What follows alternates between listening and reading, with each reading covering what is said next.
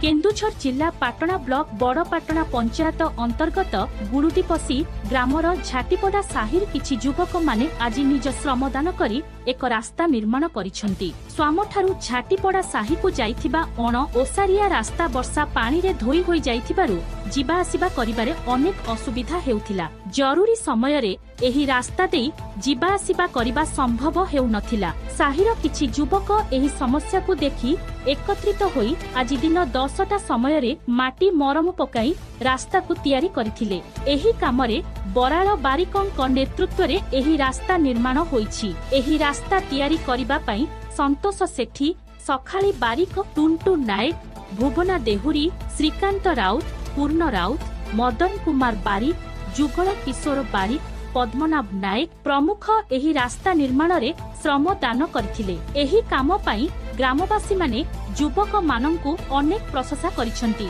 केन्दुझररु Dasharath बारिकंक report, Shrikshetra news.